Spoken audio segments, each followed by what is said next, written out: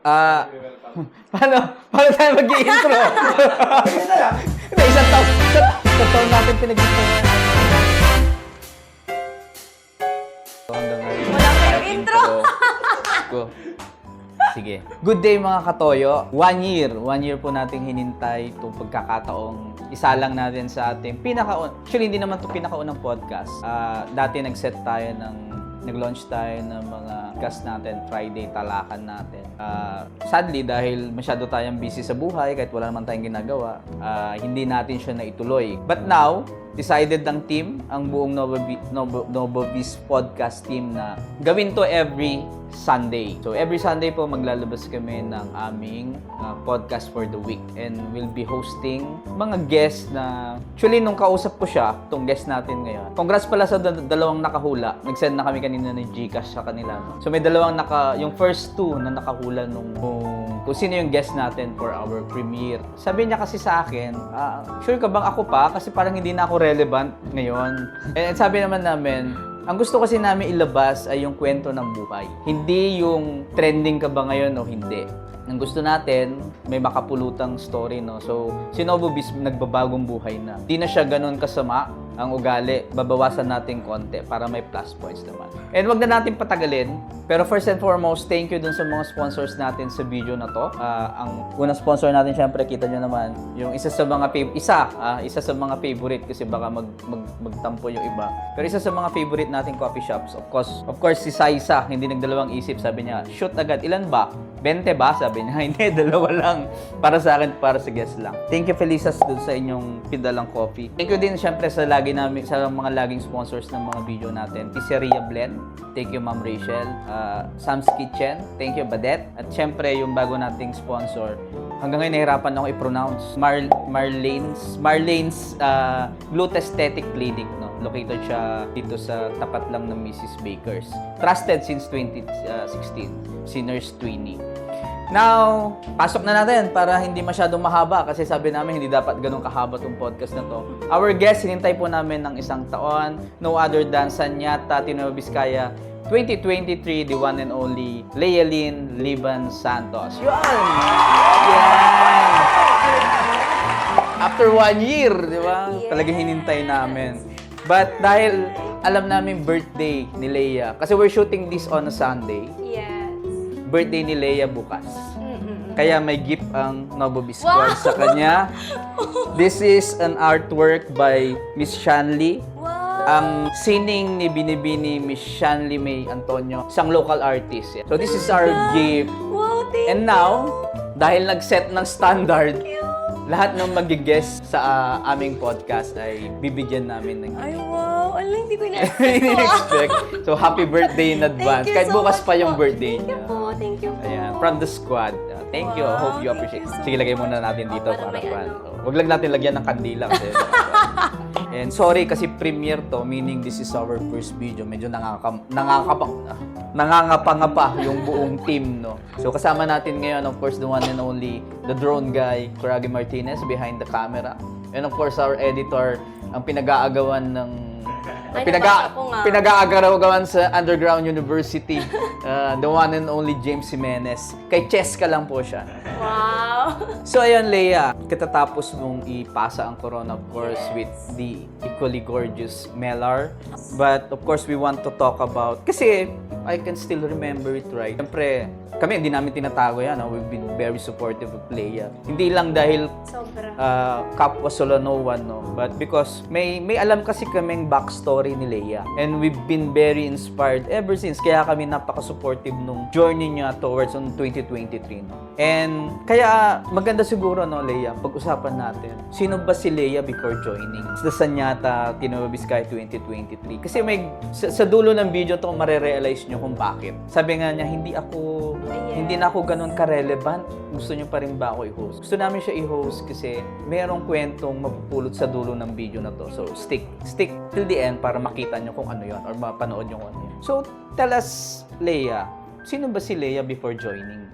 Before joining Sanyata TNV, I think naging vocal ako dito before. I was a working student po. So I started working junior high school pa lang ako. Yeah. So nag-start ako magtrabaho bakasyon ng grade 9. And then kasi sabi ko nga sa isang sagot ko sa panel noon, I was never or I am not a part of the privileged sector ng ating society. So kami yung family na parang isang trabaho, isang kain. Ganon. Like, we cannot save anything kasi because of a lot of, sa dami ng bills na kailangang bayaran. So, I started working grade 9 ako noon. Then, ang dami. Hindi lang isang trabaho ang napasukan ko.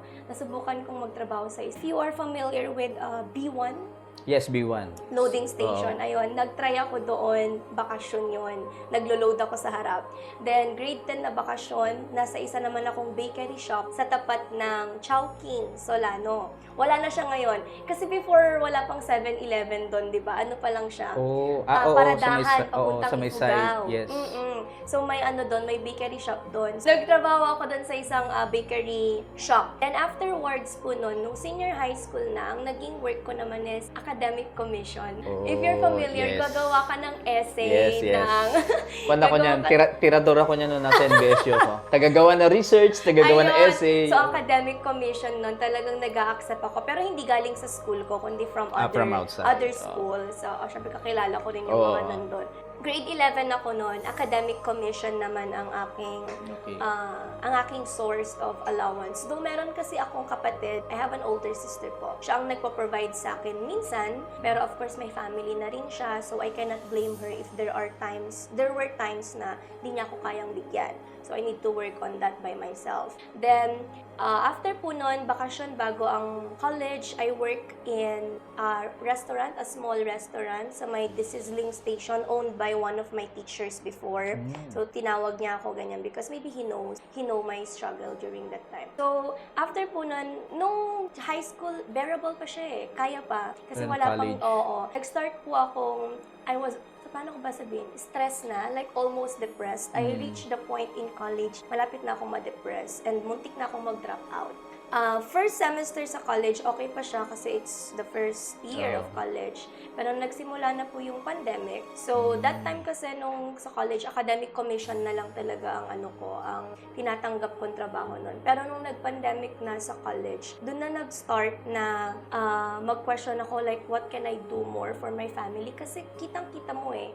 Nung pandemic, hindi tayo nakakalabas ng bahay. So, nakikita mo lalo yung struggles ng family nyo. Walang trabaho si mama, walang trabaho si papa. Si ate ko naman online business lang at hindi pa ganun kalakas nung mga time na yon. So that's when I decided na mag-apply sa ibang trabaho. Pero nagsara din yung mga ibang...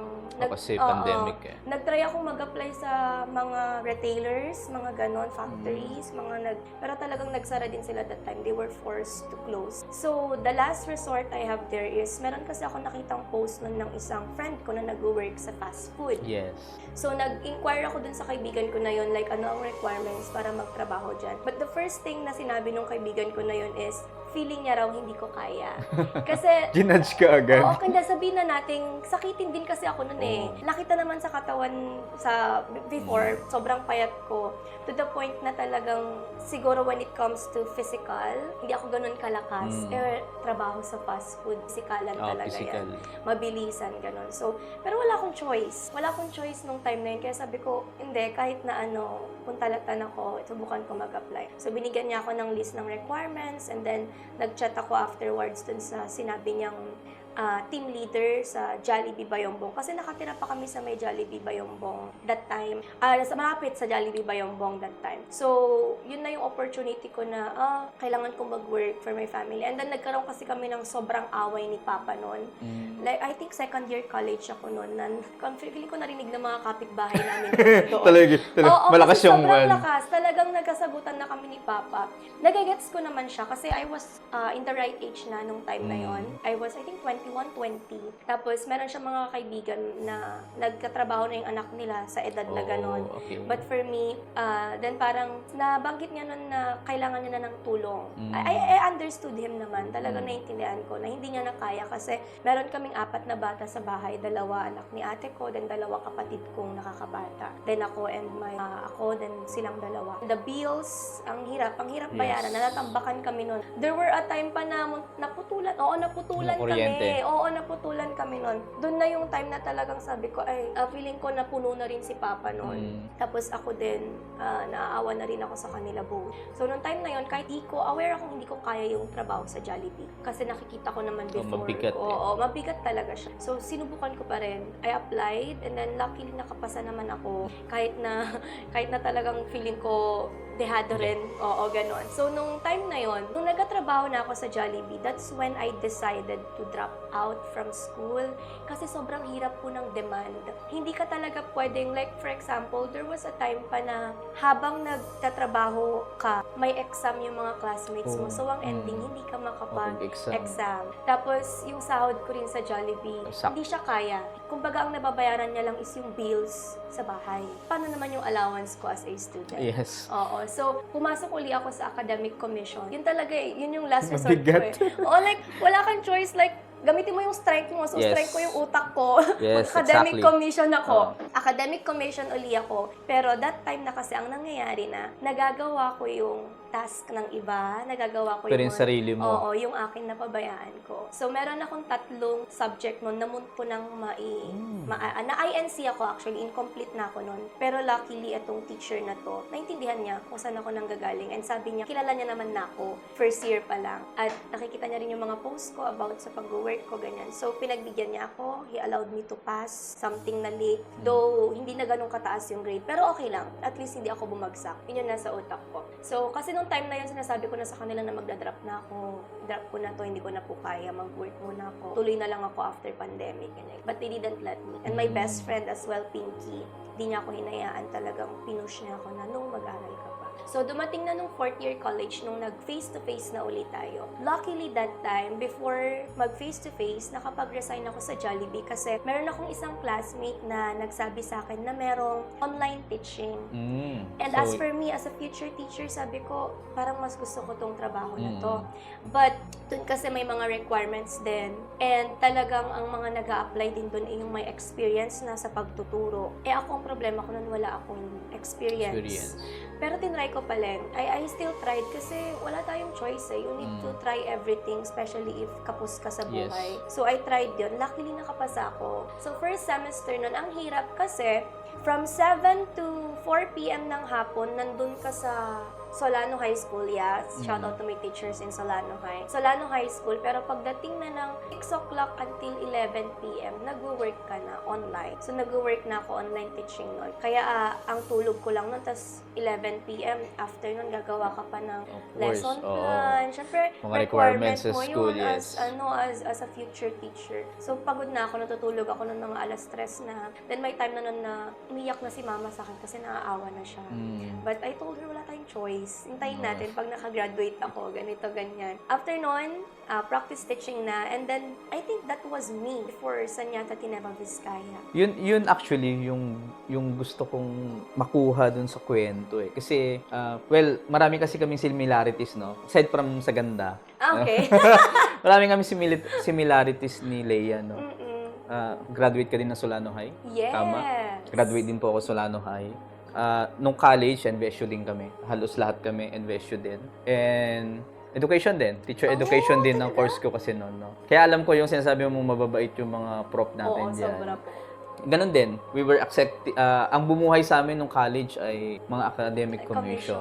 Yung story ng about a person na despite these challenges, no, ang daming hindi niya binitawan yung, although may times talaga namang bibitaw at bibitaw, may gusto mo na bumitaw along the way, but igagapang mo yan hanggang dulo kasi sa Pilipinas, equalizer kasi ang having a college education, it's an equalizer. It's not a passport, pero it's an equalizer for people like us now who came from is either poor or average family na magkaroon ng shot in life. At least may dala-dala ka lang na credentials mo Aminado naman tayo yan sa Pilipinas. Kaya nga yung biruan usually online na mag-a-apply ka lang na janitor, ganito pa yung... College grad. Kasi naging realidad. Parang people like us na who came from that background, at least meron lang konting, hindi siya, dati nga pag nakapag-graduate ka, yung iba sabi nila, at least meron kang maipagyabang sa buhay. Pero ngayon hindi kasi palang lang siya. And I know the struggle of having to juggle work so that you can feed yourself. What more yung you need to feed a family or you need to mag-ambag, di ba? All across those challenges, siguro ang isang nakakatuwa, never mong binitawan yung isa. Meaning to provide for you, to provide and help your family, but still pursue your dream to finish your college education. And in between is to pursue something na parang ang dami mo nang problema sa buhay, sasali ka pa ng sanyata. Ayun. Diba? Oo. Kaya nga gusto ko malaman, sabi ko, ang talagang pinakaunang question ko dito, sino ka? For the people to know na si Leia, despite yung challenges, no, ay ginagel niya yung buhay sa school, yung buhay sa trabaho, at nakuha pa niyang ipanalo yung Sanyata at Nueva Vizcaya. So that is Leia. Meaning, what's our excuse? Anong excuse natin not to pursue our dreams despite the financial challenges, despite everything na nangyayari sa buhay natin? We have Leia as an example na pag gusto mo, syempre may time talaga magbe-breakdown. That's normal, that's valid. It's a valid reason to question yourself kung gusto ko pa ba ituloy o hindi. But when you want something talaga, with the proper support system na I know, nabanggit mo kanina, kailangan mo kasing minsan minsan hindi natin yan mahanap sa pamilya natin kasi kasing stress natin yung pamilya natin. That's why it's so important to have friends who knows your story, who supports you, di ba? Kasi lalo kapag medyo mas okay naman sila, hindi sila ganun ka-problemado sa buhay, although lahat naman tayo may pinagdadaanan. But to have a strong support system, I think, from your story, importante yon. Huwag mong solohin ang problema sa mundo. Kasi we were not built to do it alone. Kaya huwag nyo lokohin yung mga friends nyong totoo sa inyo. Tell us about yung journey nyo about ito. Kasi walang glimpse ang tao behind the stage. Tama. What they see only is 15 beautiful ladies competing for a crown. Yeah. They don't know that behind the camera, there's a sisterhood. Lagi nababanggit yan ng mga, lalo pag yung mga there's a sisterhood behind that competition. Akala natin, tayo kasi magaspang tayo bilang mga bilang mga supporters, magaspang tayo minsan that we fight for our candidate. Not knowing, behind the scenes, these ladies, magkakaibigan. Totoo. There is a bond na nabubuo. So, can you tell us more about yung journey naman? And first and foremost, why did you join pageant? Ala. Actually, ilang beses ang natanong sa akin to. Pero tama ka dun, sir, yung sinabi mo na akala ng mga tao magkakaaway kami 15. No po, as in sobrang dikit po namin lahat. And I think nakita nyo naman yan behind the scenes. Yeah, the Novovis team, nakita nila yan ng harap-harapan. Anyway, going back to why I joined the pageant, nakakayaman siyang aminin, pero hindi ko siya dinadeny. It's because of money din. Kasi sa atin kasi sa Solano may consolation. Tapos naalala ko yung post mo dati. You were after the consolation, di ba? Ang nangyari kasi niyan, sir, nung time na yon, there was a moment po na may work ako kinabukasan. Sabado kasi yung screening ng Sanyata T. Solano. So, morning nun, meron akong DSPC because I'm a practice teacher that time. So, may DSPC nun, contest ng division natin. Then, sa hapon nun, Sanyata T. Solano na. Pero ang ginawa ko nun, since wala talaga akong balak at all na mag-join, syempre, hapon, nag-open ako ng slot ko for working sa online teaching from 1 o'clock to 10 o'clock p.m. So, wala talaga sa isip ko sumali. 2 weeks akong niligawan ng aking inang Marion, yung talagang makeup artist ko. Sali ka, ganito, ganyan. Sabi ko, hindi po. May practice teaching ako. Same reason, sobrang busy ko. Practice teaching, may work ako. Kailangan ako nila mama dito sa bahay, ganito, ganyan. So, ang dami kong rason. And eventually, hindi naman sumuko, pero lie low na siya kasi wala na eh. Hindi Oo. niya talaga ako mapilit eh, kahit anong gawin niya eh. Pero nung time na nung gabing yon, nag-send siya sa akin kasi nag-post na yung Team Solano na merong 5K na conso sa Consolation. sali. Eh yun, okay pero sige yung totoo. Yung totoo tayo. Pero nung nung time na yun, so nag-chat ako, nagbiro akong nag-share nun. Sige, try kong i-forward yung shared post ko nun. Minention ko yung team manager ko dun sa work ko. Then sabi ko, General Team Manager, pwede bang mag-cancel ng klase bukas? Sali lang ako dito, sabi ko. Kasi yung consolation, sahod ko na ng Isang buwan. sahod ko na ng isang buwan, sabi ko. Nagulat ako, akala ko tinake niya as biro yun. Akala ko tinake na biro nung General Team Manager ko yun kasi naghahaha siya eh. Pero eventually, morning nun, kinabukasan, like ang aga-aga, chinat niya ako, kinancel ko na yung klase mo today. Good luck. Sabi niya ganon. So, nagulat ako kasi that was meant to be a joke lang Joke eh. lang. Oo, pero talagang pinush nila ako, silang dalawa ng asawa niya. Kasi nakikita nila noon na sumasali na ako ng pageants before. Tapos na ganyan, buong morning nun, umattend pa ako sa DSPC. So, imagine yung screening is alauna. From there, Oo. From that moment, nung nandun na ako sa may school na ganyan, nagpaalam lang ako, like I think 11 o'clock. May make-upan ako, then 1 na yung start nun. Wala akong talent nun. Wala akong damit at all. Wala rin akong heels. Wala talaga. Ang dala ko lang nun. kasi kaya hindi mo na- naman talaga siya Hindi plano ko siya eh. plano. Ang dala ko lang nun, naka-ID pa ako ng school, nakapangdamit pa ako for DSPC. Yun lang talaga yung nasa isip ko nun. Hindi rin alam nila mama, walang may alam na friends ko. Hindi rin alam ng mga teachers doon sa Solano High. Ang tanging nakakaalam lang is yung best friend ko. Kasi napilitan ako. O di nagkagulatan, umuwi ka. Napilitan akong sabihin sa kanya dahil kailangan ko ng gitara. Eh, wala Oo, kaming for the gitara. talent. It just happened na naglalakad kami sa classroom ng Solano High. May nakita kaming gitara, so tinawagan namin yung bata. So you see how unprepared I was. So nung alauna ng ganon, pumunta kami doon and then eventually nakita ko na meron pa akong dalawang kasama. So nagtanong tong inang Marion ko, sino sa inyo yung after ng crown at sino sa inyo yung after ng konso? So I became honest. Sabi ko, after lang ako ng konso, kahit wag muna ako pagtuunan ng pansin dyan, sabi ko. So meron siyang inayusan talaga na isa, yung may hair extension pa, yung mga ganun ba? Di ba pageant eh? Yes. Yung buhok ko nun, I'll give you some photos. Nakaganon lang siya, nakaban lang. Yung buhok ko. Actually, before. nakita ko yun. O, di ba? Kasi, panon eh, friend na tayo sa Facebook na, nakita ko yun. Na, kaya sabi ko, halata. I mean, for someone na who loves watching yung mga ganyan, pageant journey, alam ko na parang, hindi nga ganun ka, compared kasi dun sa other Oo. participants. But still, di ba? Oo. Ang nangyari na po, when I won, lapitan ko agad si Inang Nick Rojas, the one and only Queen Maker. The Queen Maker. Oo. Shout out kay Inang Rick, kay Yes. Inang Nick, no? Ay, lagi siyang Lagi yan nagko-comment actually, sa yes. gugulat yan. Oo. Dito ako. Oo, magugulantang yan. No? So, naglapit ako sa kanya. Inuna ko muna pala si Inang Marion ko. When they announced the winner, nilapitan ko agad siya nung after ng coronation. Sabi ko, i-give up ko to ha. Sabi ko gano'n sa kanya. Hindi ko kaya makipag-compete ng TNV. Then nagalit na siya noon. Kausapin mo sila.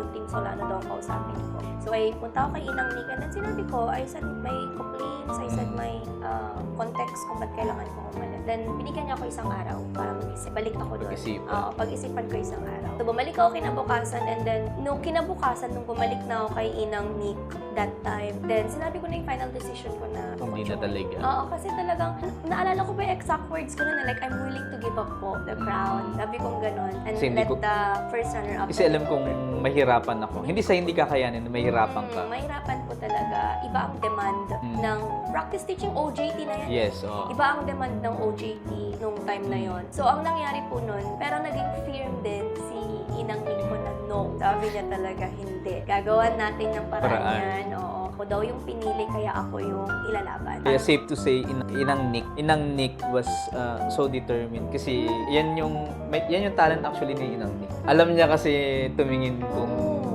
this is beauty queen material. And pag napupunta sa kanya, alam niyang rapa yan. But he can always turn it into a diamond. Tama. Aside from them po, yung mga ng Jasper Lano, Yes. Inang Joffrey De Leon, Anuva Vizcaya, and then Inang Ronald Tolentino. Yeah. And, Inang Ronald. So, we also have before my tita Pipay Liban, yung tita ko Si po. Pipay, of course, the one and only Pipay. Yes, kaya support din siya. Tapos na ganyan, sila talagang they help me all throughout the Sanyata Vizcaya journey. Kasi sometimes people don't understand how important it is to have a good team.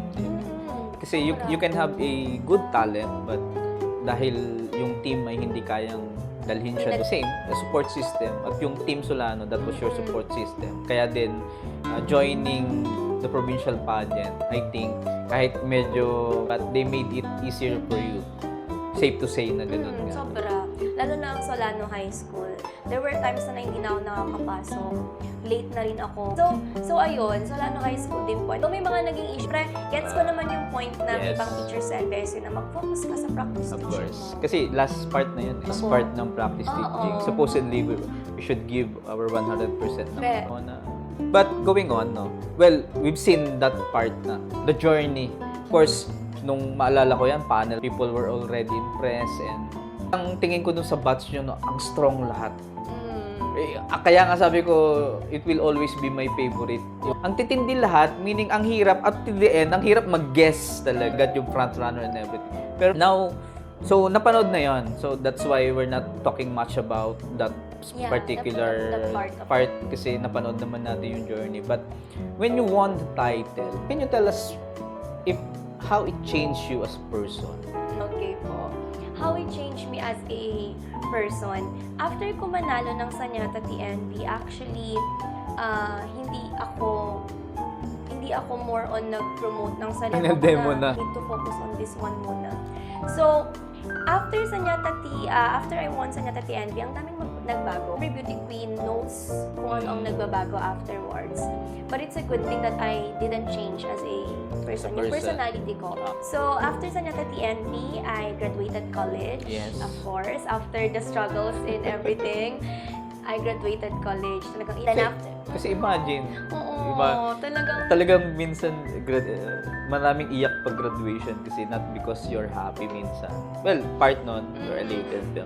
Pero you're actually gonna remember all the struggles. Kaya after winning the title, then ilang months na lang, 2 months after. gagraduate Nag-graduate naman. ako. So, safe to say that 2023, ang daming So, I posted it one time actually. I graduated college. After I graduated college, immediately, I reviewed for my board For the exam. Then I passed the Yes. licensure examination. So see, all that happened during my reign as Sanyata. Kaya I think your reign is so memorable for you. Sa dami. Kaya din, I know na sobrang, no matter how small, sobrang sweet nun kasi pinaghirapan. Of course, sabi mo nga, it didn't change you, and that's a good thing. Sometimes kasi when fame comes into our life, Totoo. parang people were mentioning na you're already blowing up. I didn't really care.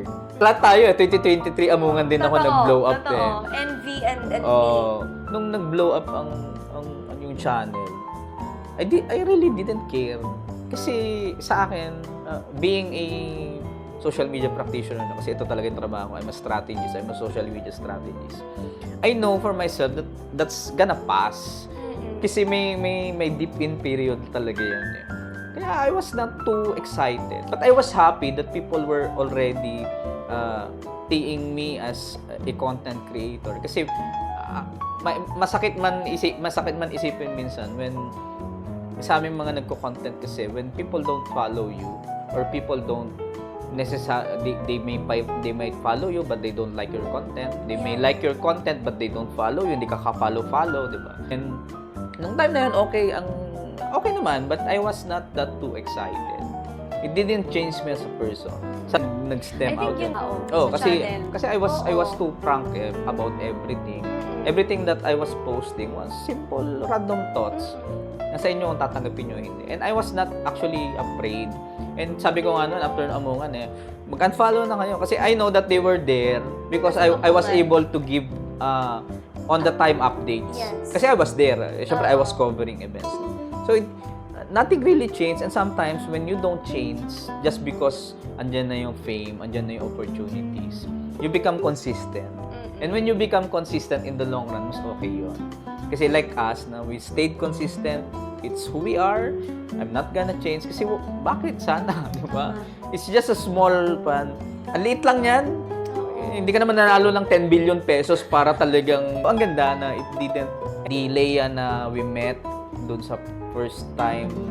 Although we've been following you, even before Sanyata. But the first time we met sa Sa Elmet, no? Yes. It was the casual and swimwear competition. And we reach out, nagpa-picture kami. Wala naman nagbago. Oo. Still the bubbly Leia that we know, no? But now, going back, well, sino yung mga naging inspiration mo? Kasi, kasi no one can, yung dinaanan mo, no one can survive that without having people to inspire you to go on with it. And sino yung mga naka-influensya sa iyo dun sa journey mo? No? Not necessarily the Sanyata journey, but that life journey. Life journey, Yes. the lifelong journey.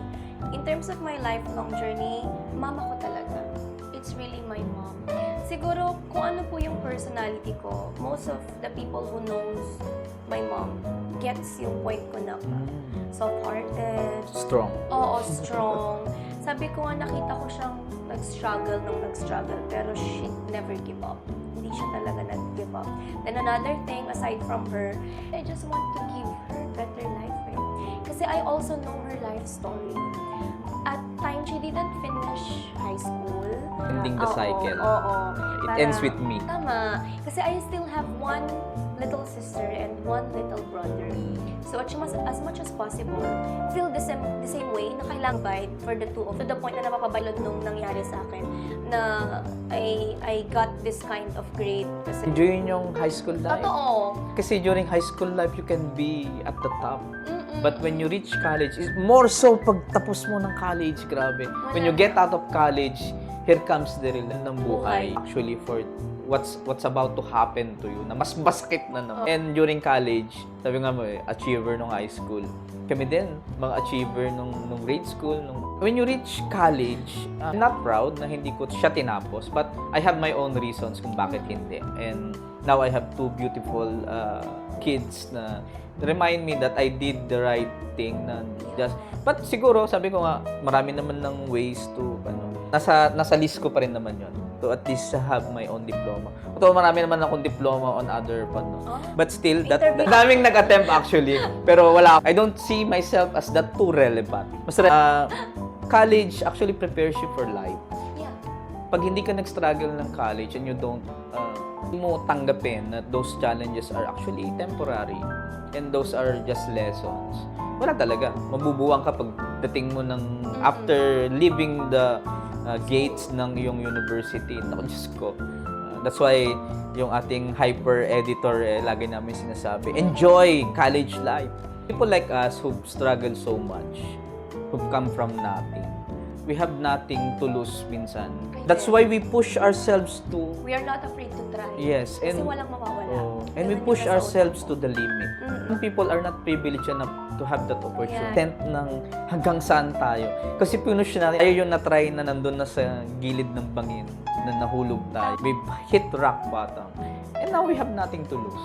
And sabi ko nga, we may not be privileged enough to have that kind of yung gusto natin na sana. But now, I know you're pa, pero nakalayo na. I'm thankful for all those hardcore challenges along the way. Totoo lang. But pero a different struggle. Some of them struggled with family. Tayo, and everyone naman, lahat naman tayo may kanya-kanyang struggles in life. Hindi porket mayaman ka, hindi porket mahirap. Totoo. And we were able to push all of those things aside. And so, what's after? Yun yung isang ina-aspire namin, no? As someone who advocates for an identity for the province. Ngayon, may identity na yung ating Sanyata. Kasi the Kamya Crown is very unique for us. Expand na rin yan on other things like sana makilala na rin tayo on something, a particular dish. Actually, starting na. Kaya ngayon. So, what are your plans and aspirations after your reign? Pa-follow nyo doon sa kanyang yung Leia Lynn Facebook page. Minsan, alam mo yung pagko-content, kahit yung mga daily stories mo lang. No? But what's after? After turning reign. over, ano? Actually, kahit natapos na yung reign ko, there are still people, especially from Solano, na nagtatanong, nasan ba yung national pageant mo? Yes. Parang ganon. And I think, meron din. Meron. Oo, meron at meron talaga. May mga nagme-message pa nga sa page ko na, but eventually, tapos na eh. I'm done with it na. So, syempre may mga reigning queens na tayo. And of course, the spotlight should be theirs na. Sa kanila na dapat yun. So kung may mga national pageants man, priority Sila na. na. But as for me, if I will be given a chance, soon na talaga. Why not? Why not? Why not? I'm not closing my doors. You're still open for that. Oo, in pageantry. Pero for now, since wala pang nag-open na door sa akin, ang other doors na nag-open sa akin in the pageant world, I would focus more now in my development as a teacher. Yes. Yeah, Professional since, growth. Professional growth ko muna. Actually, medyo nahirap. Hopefully ngayon na done na yung duty, I would focus now in my academic growth as well. And then I wanted to try, actually chinat ko noon si sir. Sabi ko ganun, sir. Trying to do content. I want to do content. Sabi ko ganun. Na-inspire kasi ako, una, from you, and then kay Kuya Ellie. Yes, of Kay course. Ellie, kay The one Kuya and Ellie only. Soto. Shout out sa ating Yeah. Travel Influencer of the Year. Pride yan ng mga content creators sa Nueva Vizcaya. Si Ellie dyan. Si Ellie actually, fan din eh. Akala nga nila iba, all across this journey din sa pagpo-podcast. No? Kasi kay Ellie naman, yung journey niya as a content creator, no? YouTube Days, nag-start na yan. So, na-inspire ka kina Ellie. And ngayon, Syra B, if you're familiar yes, with Syra. Ate Syra. And VSU din yun. No? So, talagang Kirin. inspired ako. Nagtipunan? Miss Nagtipunan. Like, they're just sharing their life. Yes. Alam mo yun. And then, they're sharing their talents then. You know, I like singing. Yes. So, And nagda-drums lang yung bata. Drum cover lang. Kaya sabi ko, kaya natin. Sige. So, i-open natin. Actually, the production team is very much willing to help. Adding content creators na may talent. yes. Talented like you. Di ba? So, if ever, in the near future, maluwag-luwag ang sked and hopefully, yung ating content house ay malapit na. May aabangan kayo sa amin. Paglabas ng content house namin. Sa somewhere that you can, content house na somewhere you can go, you can record. Ewan ko kung magcha-charge ng pinto si James, siya naman yung headmaster to. But for this kind of content. yes, any type actually of content. But lahat kami busy eh. Pero at least this year we know. So Yes. if ever in the future, pag gusto Awaiting mong ako mag-launch dyan. Oo ng naman. gusto mong mag-launch ng isang social media platform na Yeah. andiyan ka showing the people your talent, you're very much welcome to join. So aside from that, yung sa gusto mo din mag-content, meron pa ba? Another thing is I am also a research teacher, no? Sa SMS, and research is really hard. So also I why I know. want to make contents is to share my knowledge din sa research kasi actually Maganda. I've been receiving a lot of messages from students in different schools. Tanong sila, Like most of us, but I have other platforms where we're trying to advocate for sa TikTok yung EduTalks eh. Meaning we educate. yes. And pansinin mo, top creators now are doing that. That's Yeah. the type of content that nag-click po sa mga viewers kasi sobrang in touch na tayo on social media. Gusto natin when we have educators like you to who likes to enter yung platform, maganda. And Yeah. we're hoping for that one. Really my passion, which is Teaching. So I really want So talagang to open you've always wanted to teach. Yeah, ever since. Pero nag-ABM ako nung high school kasi sundan ko yung best friend ko. But of course, it runs in the family, it runs in our blood of educators. Kaya sabi ko, hindi, mag-ship na ako. Tama na yung 1 SEM for information tech. Kasi yun yung in-demand nun. During the time yes. that I was in college, in-demand ng information technology and I was all thinking of money. But later on, so that's why I asked na, yun ba talaga yung gusto mo? You always wanted to teach. Ang dami nagkasabi hindi ka makapakain ng passion mo kasi teachers are... Of course, we know alam that. natin yan. I came from a family of teachers, no, until now. That's why I took. Ito yung iba, hindi ka naman. But the extravagance in life, pwede. So, ayun. So, going back to the question, naalala ko, in terms of teaching naman, ang naging inspiration ko is, I don't know, from Solano High kayo, Ma'am Novi Yes, Santiago. of course. Ma'am Novi. Yeah, so she's really my inspiration. Kaya rin ako nag-English as my major. Like, I really want to be a teacher like her. And ngayong teacher na ako, I almost cry pag merong mga estudyante nagkasabi sa akin na, Ma'am, in the future, I want to be a teacher like Dahil you." na-inspire. Oo, so parang, actually, there was also a point in time nitong sa Yun. Oo. You've struggled so much for this one, so why should you quit? Why will I quit? Yung sa circle ko na, when you struggle on something, try to remember back. Kaya workout eh. Tama. When pag may bagong salta it's going to be hard. Especially for us, dun sa, yung type na industry na kung nasaan kami. There will be sleepless nights, there will be times na sobrang after 2 days, doon ka pala makakalig. Yung mga files mo mawawala, kailangan when you know na mahirap, and now you get to inspire. Yun yung nakakatuwa eh. Years ago, we were the ones being inspired, and now we get to inspire people. And it's money that gives comfort for our families. But at the end of the day, what did you do to inspire other people? And sometimes, Sorry, I don't understand. ay, eksenadoro. Nag-on yung aking fan. Na-umeksena si Siri. At the end of the day, yung you get to inspire people. Kasi cycle yan eh. Of course, that is a part of our life cycle. But the thoughts that we leave behind to other people, yun, totoo lang. Kasi generations of children, laki kang maaalala. And they get to, so, sa dulo, of course, thank you. Thank you once again dun sa mga sponsors namin. And Thank you po, Felisa. Yes, Felisa. I really like their Pizzeria. cup coffee. Oh, yeah. Oh, Thank you, Ma'am Rachel, for thank you sending po. pepperoni, cheesy garlic, shawarma. Ayan. At the end, no. One last message for this podcast, no. Kasi it's not the end for our Sanyata. 2023. Tulad ng sabi niya kanina, gusto niya mag-push through ng pagko-content. So, we'll be seeing more of her online. But, siguro message na lang doon sa young people. Kasi, mostly naman I want it to be centric sa Nueva Vizcaya. Kahit mga poser, di ba? Oo, naaabot. Kaya pag may hindi na to agaptag. Somehow, it's just how it works. Pero, at the end of the day, sabi din tayo nakafollow na mga Thunder generation, no? But what's your message as the young people of Nueva Vizcaya? I think one message that I also keep on telling to my students is they should never be afraid to grab any opportunity.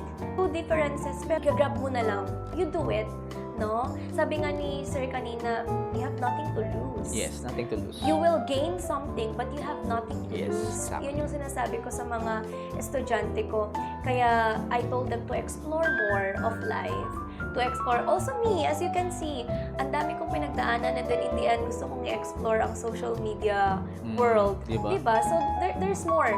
There's more to life. Kaya, if ever right now you are struggling, if ever right now you are facing academic stress, ang dami niyan, burnout due to life, depression because of family, love life, friends, everything. At the end of the day, know that something great will happen. Yes. Yeah. Sabi nga ni Sir, if one thing that you will learn from my story is, malayo pa ako sa something great na yan. But, guminhawa na. Yes. Kumbaga, Yun yung sun will shine. There are days. Lilipas din. Burit kong pinapanood sa TikTok. If you're happy, it will pass. If you're sad, it will pass. Everything will pass. Even us, we will pass, di ba? Pero at the end of the day kasi, it's how you cherish the moment. It's how you influence other people to also be happy. It's about being there din. Kasi sa akin, ang naging strongest support system ko aside from my family is of course my friends who've always been there and always reminds me na, and that's true. It's a real story. Marami na yung ganyan yung version that the day they were about to give up, but they decided the next day to still continue, and they achieved greatness the other day. I can relate to that. Talagang ko nun, January, February 2022 ang worst year ko. I think my friends, my family, everyone They know that. Oo, na talagang 2022 is my worst year. But come 2023, Come 2023, grabe, iba yung flow ng blessings ko noong 2023. And at the end of the day, you will be happy. of Hindi course. posibleng hindi ka. Sometimes it's just the proper circle. And sabi ko nga, sometimes nasa mindset din yan eh, na kapag proper yung circle mo, andiyan pa rin yung problema. Pero Hirap din matulog kung may problema. oo, Di pero ba? kami talaga ever since. Okay. Kasi just to freshen up your mindset. Kasi minsan pag sobrang crowded na, never be afraid to push yourself to the limit like what Leia did. kasi she really pushed herself to the limit. Sobra. On the brink of, but instead of nung nasa brink na siya of giving up, the other day, sumunod na araw, she decided to continue on. Kaya sabi niya, 2022 was the worst. We all have a worst year, worst day, worst month, but choosing to still wake up the next day and Yeah. hopefully the next podcast, of course, the first one will always be memorable. Yeah. Sa first one, marami din kayong pwedeng i-bash na naman. No? Simply, I don't really care. This is my platform, my rules, my platform. Sabi ko nga, it's up to you if you get inspired, if you get, kung asar ka and everything. But I know that this video, marami na naman na-inspire. And now you know a better version, a better side ni Leia. Kasi most of us, we only know her as Sanyata Tinabisca 2023. But behind that, and we want to feature more of like, so of course, thank you to our production team, Ragi, and of course, sa mag-e-edit si James ni Cheska. Para malinaw, it's Pride Month, and our next guest, of course, next Sunday ulit. Perfect siya dun sa team na Pride Month ngayon. So, happy Pride Month in advance sa lahat ng mga kapatid nating nasa LGBT community. Yes. Thank you and see you on the next podcast. Thank you! Yeah. Grabe. Congratulations!